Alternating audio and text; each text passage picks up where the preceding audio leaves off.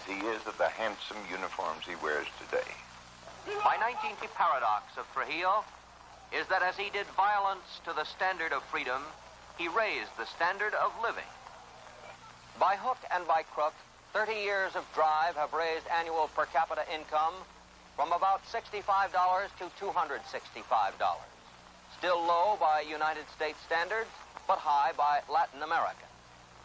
A resident American businessman, Edward Pauley, remembers how it used to be. Well, we used to come over here occasionally on a jaunt, young men, and the Dominican Republic was far behind Haiti in those days. Far behind Haiti. And what's been done here has all been done because of one man. There's no question about it. I think everybody will agree with that. The fact that there's only one party doesn't bother you? Well, it has a point for discussion, but it works. The people are happy. You go out in the country and damn it, the people are happy. Trujillo took over what he described as a nation of men without land and land without men. His people were and are a mixture. A little Indian, a lot black, some Spanish. Almost as vigorously as Haiti emphasizes its African origins, Dominicans call attention to their Indian and Spanish ancestors. The capital city is likely to puzzle a tourist who comes armed with headlines. He lands at a spanking new jet airport. Travels to town on roads cynics say were built by Trujillo's gravel and concrete companies for Trujillo's private cars. Through a midtown lacking in either much bustle or much character, to a hotel of Miami proportions. He may note that vacation facilities have an unused look. Later, a tourist will also comment on the stillness of the streets, and if he drives far, will be annoyed by the ever-present police checkpoints that punctuate the road. ¿Quién call Ciudad Trujillo? Siga. He soon learns sugar is the Dominican Republic's most important product, more than 800,000 tons last year. And more Dominicans work in sugar fields and sugar mills, like this huge one at Hyena, than for any other enterprise except the government.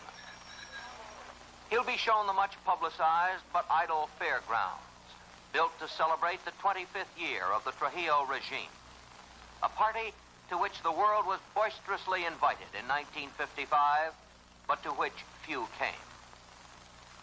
But beneath its antiseptic exterior, Santo Domingo bubbles with its own kind of fun and game. Cockfighting is eminently legal.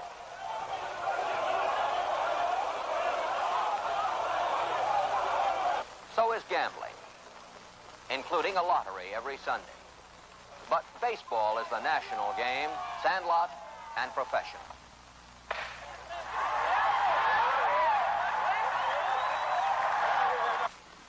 The chosen few play polo.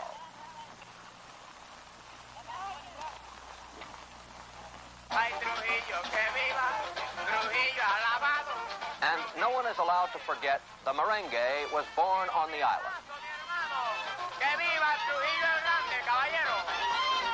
The Debs dance to it, so do the folks in another part of town. And naturally, the most popular merengue celebrates the Generalissimo in song.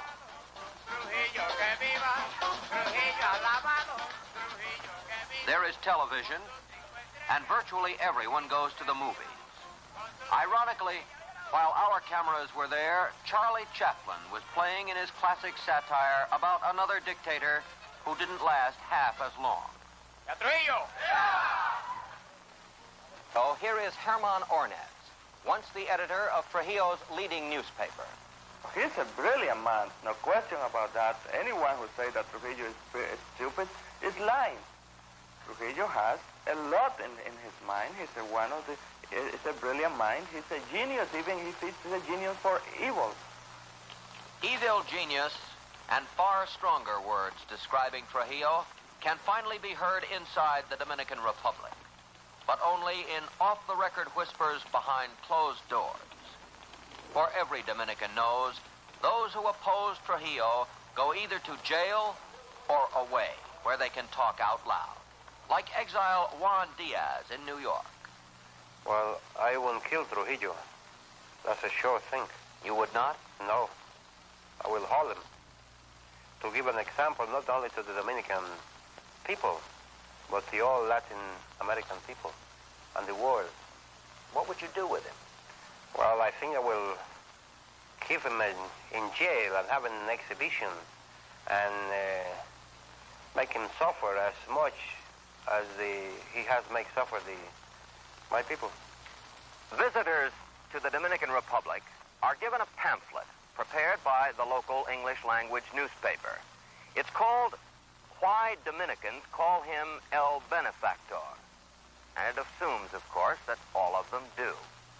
The Generalissimo has done more to encourage the finer things in life than one might suspect. The Palace of Fine Arts houses a symphony orchestra, a dramatic group, a great deal of Dominican painting of varying quality, including those of a convicted leader of the latest revolutionary attempt, formerly a director of the museum. Trujillo boasts of a crash program to eliminate illiteracy, and free compulsory schooling at grade school levels at least is obviously no idle boast. Alejandro el Grande. Of course, the Generalissimo himself is number one on the primary educational agenda. Generalísimo Trujillo. Later, the bright ones, carefully screened, can go on to the oldest and yet one of the most modern universities in the Western Hemisphere. These very buildings house some of the most vehement of the rebels who now languish in prison. And perhaps this comes under the heading of education, too. One day, passing through the country town called Moca, we came upon this house and this couple. Does church mean a great deal to you, Maria? ¿Le interesa a usted, María, la iglesia, la cuestión religiosa? Sí, me interesa porque yo me confieso y comulgo los viernes primero. She is very interested because she goes to confession and she also takes communion on the first. La hermandad de esa imagen que está ahí. And she venerates the picture you see on the wall there. Of the Virgin Mary. But it's interesting that although you have 6 or 7 pictures of Generalissimo Trujillo, there is one of the Virgin Mary. Se ve que tiene usted, por ejemplo, aquí como 6 o 7 fotografías del Generalísimo y sin embargo no tiene más que una estampa de la Virgen. ¿Eso qué significa? ¿Que tienen mayor interés en el Generalísimo? She says that it's more easy for her to obtain pictures of the Generalísimo. When she comes across one in a magazine, she cuts it out and sticks it up on her wall. It's easier for her to do that than to get pictures of the Virgin Mary, particularly this Virgin Mary, which is the one that she reveres. But it doesn't mean that she reveres the Generalissimo above anybody in heaven or earth. No quiere decir el hecho de que tenga tantas fotografías del jefe, no quiere decir que usted adora más al jefe que cualquier otra persona en la tierra y en el mundo, ¿no? Sí. ¿Usted cree que sí, que adora más al Generalísimo? Yes, they think that, frankly, that they love the Generalissimo better than anything else. Is he a kind of God to you? Para ustedes, el Generalísimo, el jefe, es como un dios? Gracias. Yes. Most of the world was backing away from the Jewish refugee problem in 1939. But the Generalissimo opened his door, turned over free land in a seaside area called Sosua, and a Jewish colony has flourished there ever since. Sufferers under Hitler, paradoxically Trujillo's most enthusiastic boosters. You lived under Hitler and know what a dictatorship can do. Isn't this fellow a dictator? Who do you mean? Mr. Trujillo. Okay, let's take it the other way. He works for his people, and he has done a lot of for his people. And he is not in the dictator in the sense of dictatorship. It's a kind of democracy, you know. He didn't stop with Jews. Spanish settlers plow in the lovely Constanza mountain valley. and there are 2 settlements of Japanese, of which this family may be typical. Not so welcome are the Haitians, an easy source of labor on the same island. In 1937 border troubles, Trujillo troops slaughtered an estimated 12,000 Haitians, later paid reparations for the deed, $750,000 or $62.50 per Haitian. There is no color bar in the Dominican Republic, but the welcome wagon does not extend to neighboring blacks. Franklin Roosevelt is reported to have said of one Latin dictator, "I know he's an SOB, but he's our SOB." In a shrinking world in which the wave of the present has already toppled 5 Latin American strongmen, the United States may no longer be able to afford the luxury of embracing tyrants with any of the affection and aid extended to our new and old democratic friends. Trujillo is the closest, the oldest, and in many eyes the blackest of such men. What is the case against Rafael Trujillo? This is the trial of a handful of survivors of an attempt to overthrow the benefactor. News coverage, like every other aspect of life in the Dominican Republic, is at the absolute whim of Trujillo. Astonishingly enough, that whim allowed cameras in this courtroom.